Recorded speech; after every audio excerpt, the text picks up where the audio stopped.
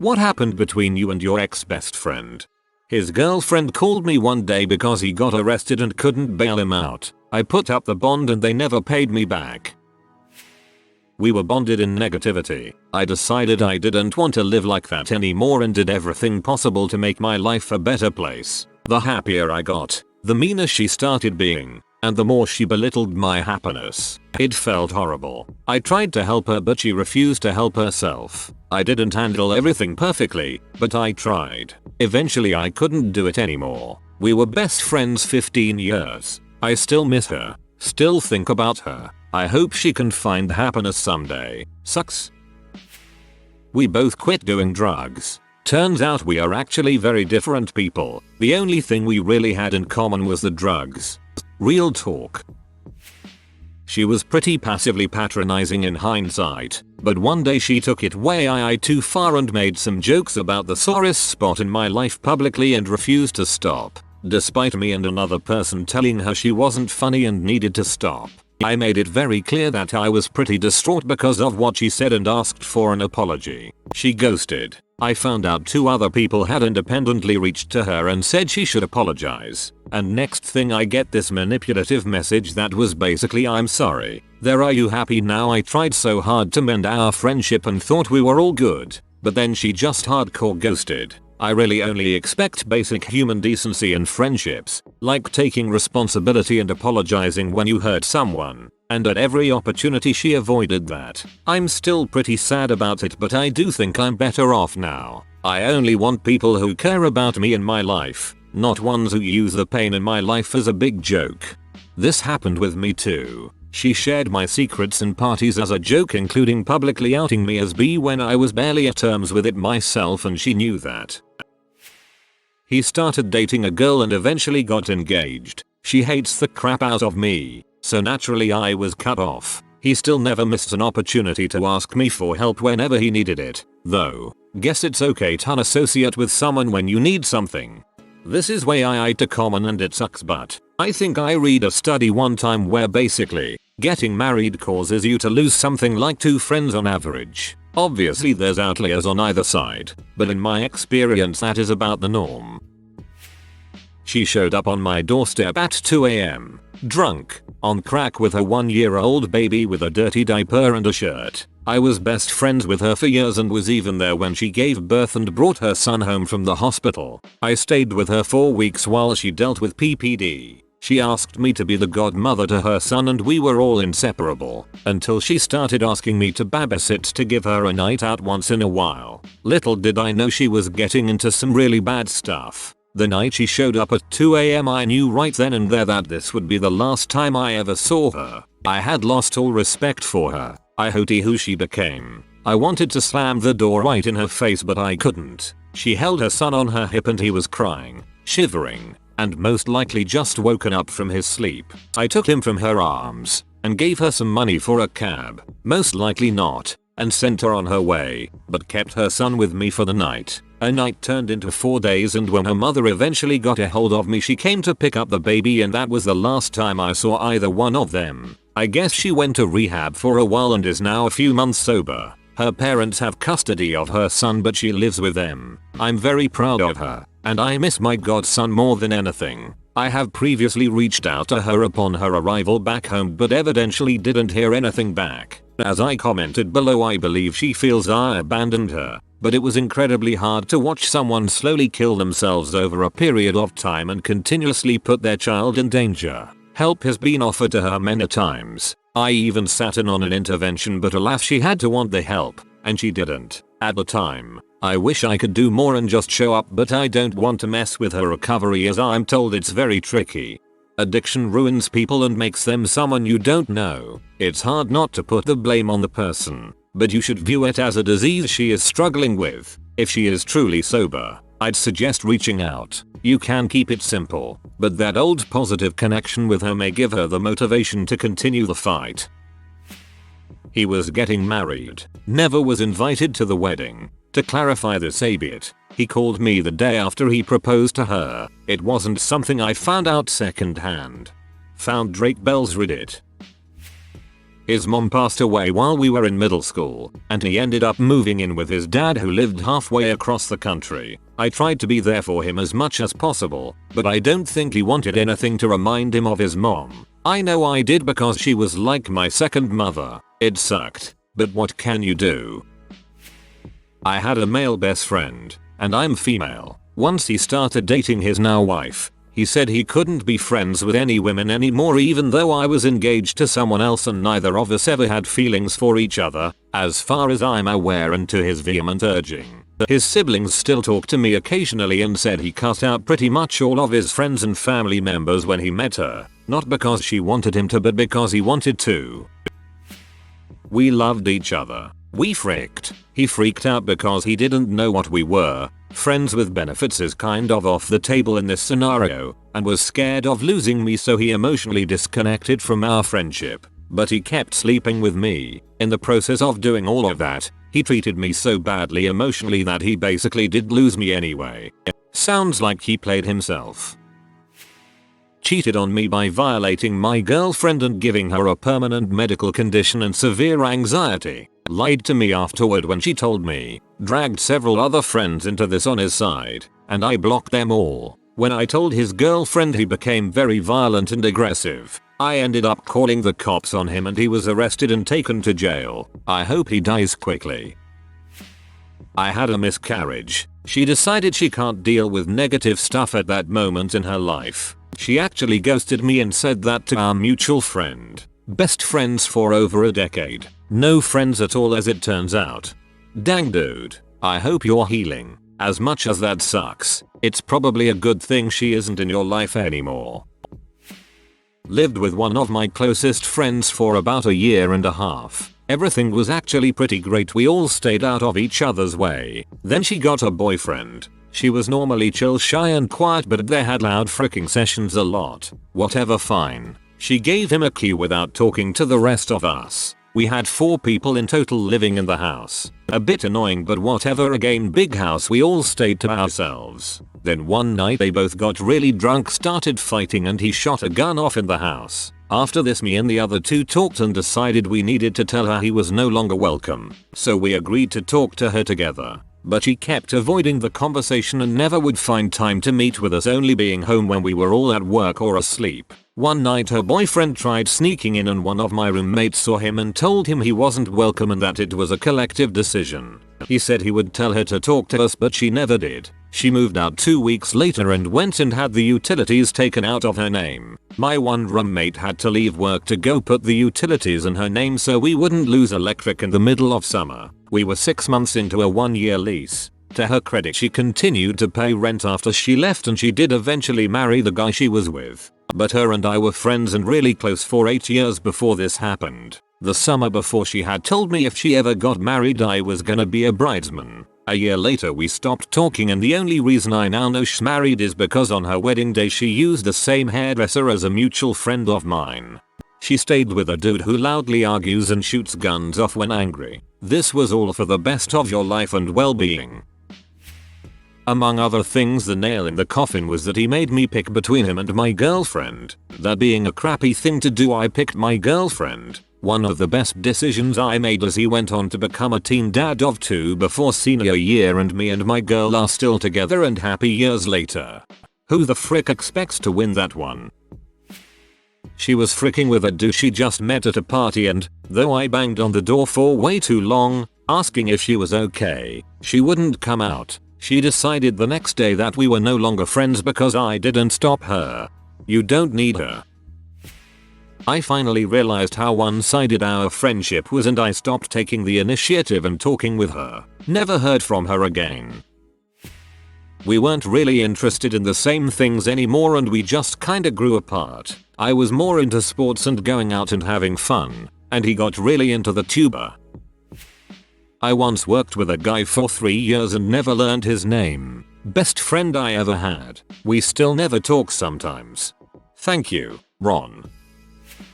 He broke up with me, so I said okay and I left. It ends up he was just trying to make a point and I wasn't supposed to agree, and he chased me down the road in his underwear begging me to come back. I didn't go back though. It was 7 AM on a Saturday morning in East Vancouver, so I found a nearby dive restaurant and got some bacon and eggs.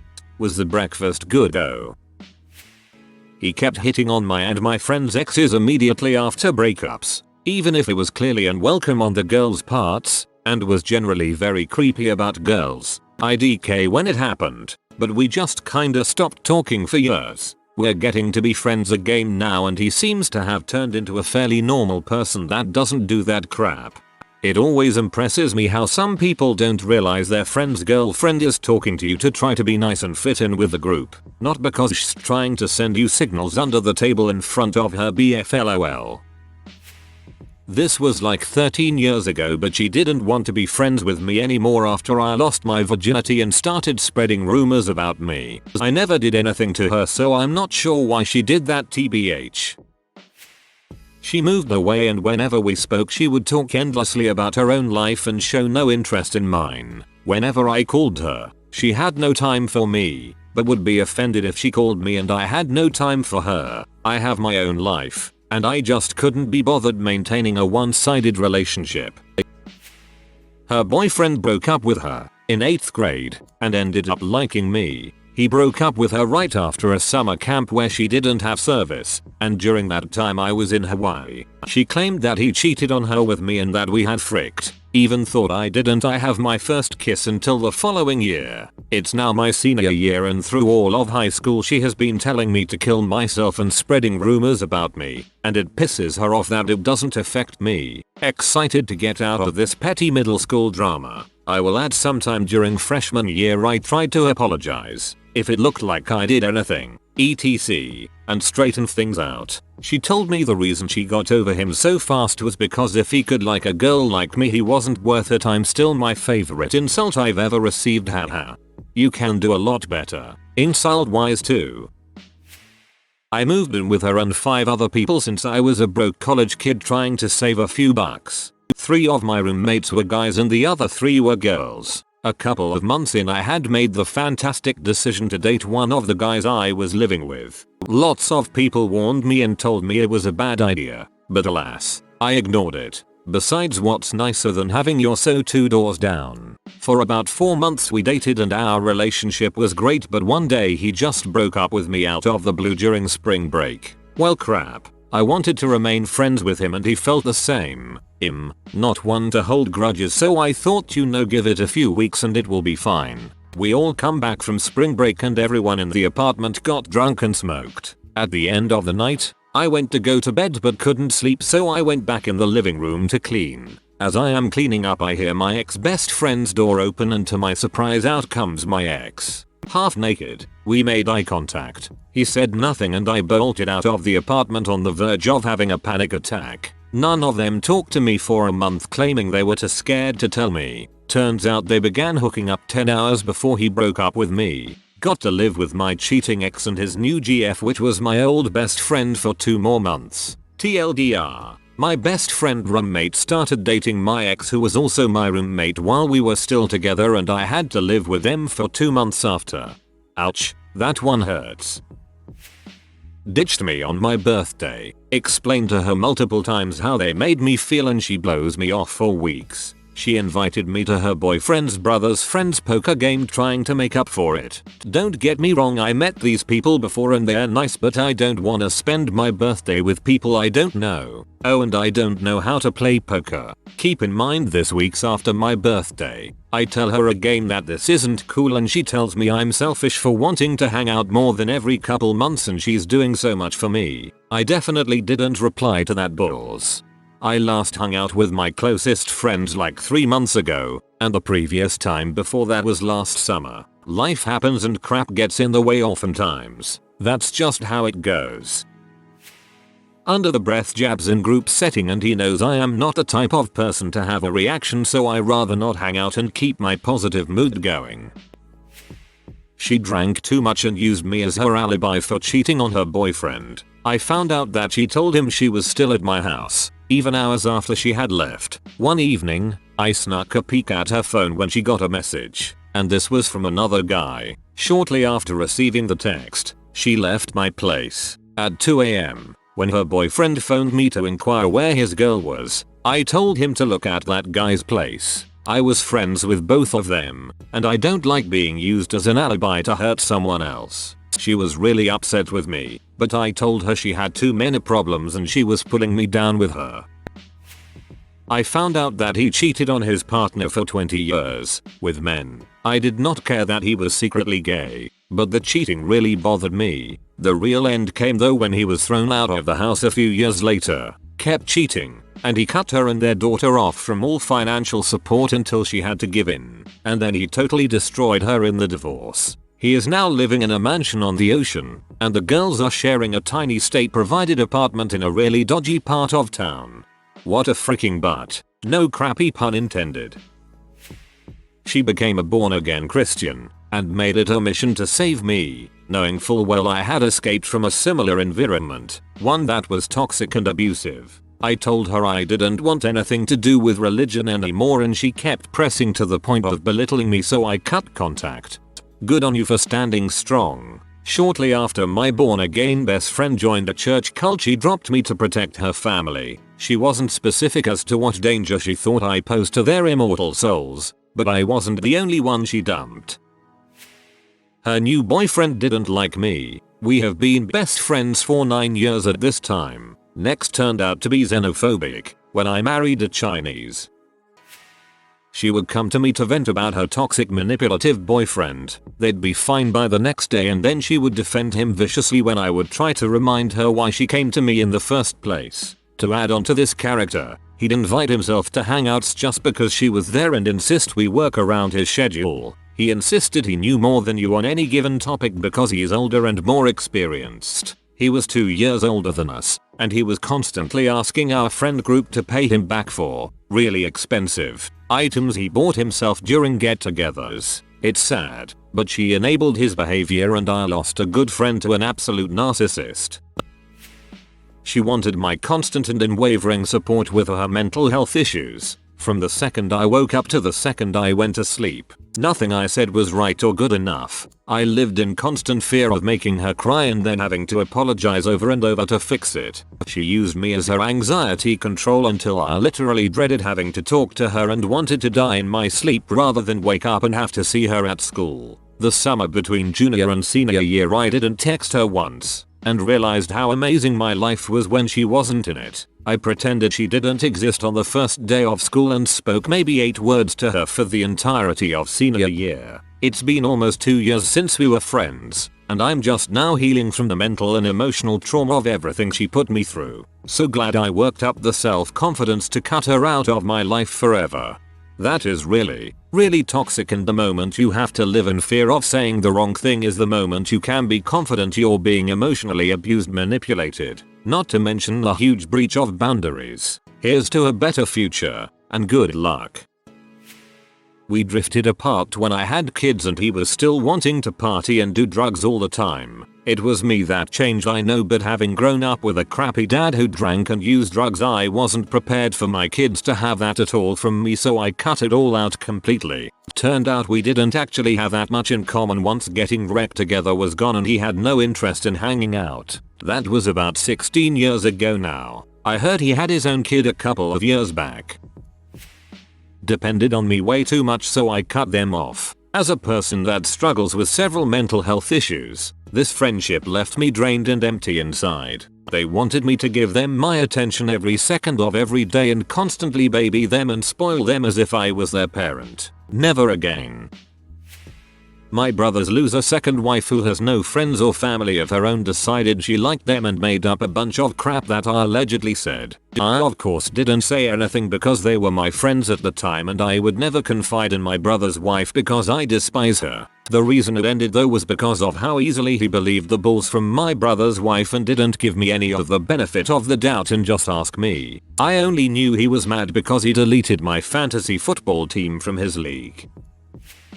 Not best friend, but I thought good friend. She didn't even stop by the viewing when my husband died. You have a busy life, you have kids you have to get home to, but you couldn't spare 10 minutes to stop by the funeral home that was on your way home. Never mind. The burial was 6 weeks later due it being a veteran cemetery and she didn't come to it or send a card.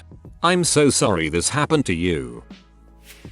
She found leaked photos of me on her husband's computer and immediately told my husband's dad. I feel awful and tried to say I was sorry but I didn't really do anything wrong. Anyway, that was the last of that. 1. She kept borrowing money from me and would only pay me back half the time. 2. Would always ditch me and went home with some guy after a night out, we were roommates. 3. Went on a beach trip for my day, and she napped on a hammock the whole weekend and had me serve her beer pretty much the whole time. Didn't even get to go swimming as she's very tired and hungover. We had met a few people the night we arrived and she hung out and got drunk with them instead of having dinner with me. 4. Told her we can take bus X going to Y place and we had to wait for bus Z because that stops at my town and hers. She gets on bus X anyways and leaves me in the middle of the road, not living together anymore. 5. Rented an Airbnb for 3 days. Day again so all my female friends could meet and hang out. Tells me she's excited to meet my other friends but bails on me because I told her she can take her BF with her. I have helped this dude all the time when he needed me. We were school friends for 6 years. One day he takes me to his college friend's party. We're all having fun and then the dude, kind of a nutcase, who owns the house, comes and joins our chat. We were about 7 dudes. Some guy insults this dude, nutcase, and the dude immediately tells Emmy to leave. I was stunned and looked at my ex-friend who invited me. Dude didn't respond. Then I asked him to walk with me. Dude just ignored me, and that's it. He thinks it was never a big deal. I was being abused by my stepmother in the year after my dad died. As a result, I became incredibly needy, selfish, and borderline demanding in our friendship. I wasn't knowingly taking advantage of him, but in truth it still happened. He let me stay at his place for a month, eat his food, and I was an emotional vampire. I was in straight up survival mode and trying to get any form of care I could at the time, so I forgive myself for what I did, but I have to accept that that behavior was unacceptable nonetheless and cost me a very dear friend. My mother started to go to church roughly when I was 8 years old. I quickly became close friends with the pastor's kid. He was my one and only good friend probably up until I was roughly 16 years old, maybe even a little later. I started going through a phase when I started questioning a lot of things, and the more I started to move away from Christianity, the more we sort of moved apart, to my disliking. This questioning period lasted 3 years, and by the end of those 3 years I'd completely deconverted and we were two very different individuals. I'd now call myself a very spiritual agnostic. I've tried to reach out to him multiple times, but the times we've gotten together, he came across as quite arrogant and superior, and more often than not, looked down on me. On top of that, he'd often bait me into an argument after I'd said that both of us have reached a point in our lives where we're quite strong in our beliefs, and in that regard, we shouldn't waste our breath debating, because neither of us is going to change each other's mind. And shortly after, when I was quite raw, he used the recent suicide of my uncle to talk to me about God and death. That was what really put the final nail in the coffin for me. I don't harbor any bad feelings towards him. He's just the product of the environment he grew up in, and not to hit on Christianity or Christians either. The Christian faith, or not so much faith, but the Bible, has a lot of tools and advice and wisdom, but when it comes to God and if he's real, I personally don't believe in such a thing. But from some of the things I've seen and experienced, I understand why some people think as much and have come to that conclusion. At the end of the day, I could be wrong, but based on my journey, I'd say otherwise. But that's the fun of it all. Nobody actually freaking knows. If you are new to the channel, you can subscribe. I publish new videos every day. Until then, check another video.